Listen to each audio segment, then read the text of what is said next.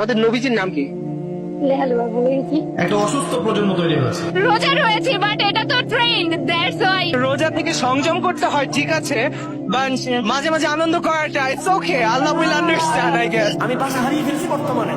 এই প্রজন্মকে বোঝার কোনো ভাষা নাই। কেউ বিশ্বাস করতে চায় না সে মুরতাদ হয়ে গেছে, কেউ বিশ্বাস করতে চায় না সে মুনাফিক হয়ে গেছে। টোটালি আর নাস্তিক প্রজন্ম তৈরি হয়েছে।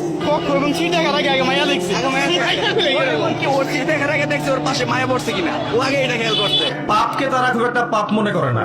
ছেলে মেয়ের অবাধ মেলামেশা ওদের কাছে কোনো পাপ মনে হয় না, এটা স্বাভাবিক মনে হয়।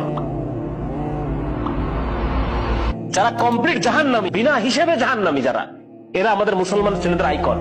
মেসি কি জান্নাতি? জান্নাতে যাবে? মেসি যদি এখন এই অবস্থায় মারা যায়, তাহলে ও কিভাবে আমার আইকন হয়? আমি ওর নামের লেখা টি শার্ট পরে কিভাবে ঘুরি? তার প্রতি আমার ভালোবাসা কিভাবে জন্মায়?